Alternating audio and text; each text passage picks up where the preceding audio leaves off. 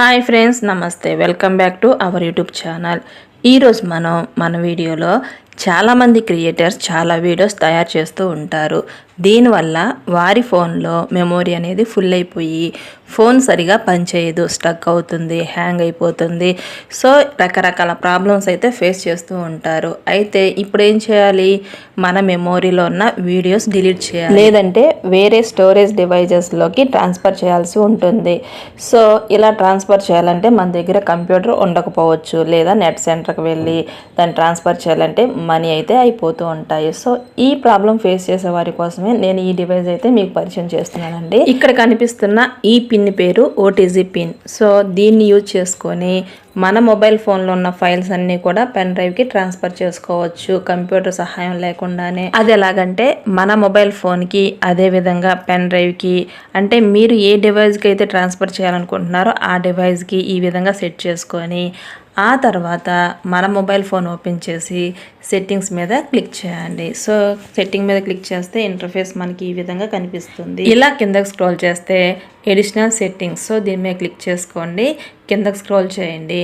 కిందకి స్క్రోల్ చేస్తే మనకి ఓటీజీ కనెక్షన్ అని వస్తుంది. దాన్ని ఎనేబుల్ అయితే చేసుకోండి. ఎనేబుల్ చేయగానే మనకి ఇంటర్ఫేస్ ఈ విధంగా అయితే కనిపిస్తుంది. అంటే ఓటీజీ పిన్ అనేది ఇక్కడ కనెక్ట్ అయ్యింది, దాంట్లో ఉన్న ఫైల్స్ అన్నీ కూడా ఇక్కడ చూపిస్తుంది. సో మన మొబైల్ ఫోన్లో ఉన్న ఫొటోస్ని మనం ట్రాన్స్ఫర్ చేయాలి అనుకోండి. ఇక్కడ ఏం చేయాలంటే మన మొబైల్ ఫోన్లో ఫైల్ మేనేజర్ అని ఒక ఆప్షన్ అయితే ఉంటుంది చూడండి. సో దాన్ని అయితే ఓపెన్ చేసుకోండి. మన ఫోన్లో ఫైల్ మేనేజర్ని ఓపెన్ చేయగానే ఫోన్లో ఉన్నటువంటి ఇమేజెస్, వీడియోస్ అన్నీ కూడా డిస్ప్లే అవుతాయి. అదేవిధంగా మీ ఫోన్లో ఎంత స్టోరేజ్ ఉంది, ఎంత ఫిల్ అయింది మొదలైన ఇన్ఫర్మేషన్ మొత్తం కూడా వస్తుంది. అయితే మీరు ఏదైనా ఫోటోని సెండ్ చేయాలనుకోండి, ఇక్కడ ఒక ఫోటో మీద క్లిక్ చేసుకోండి. సో నా డౌన్లోడ్లో ఉన్నటువంటి కొన్ని ఫొటోస్ని ఇక్కడ చూపిస్తున్నాను.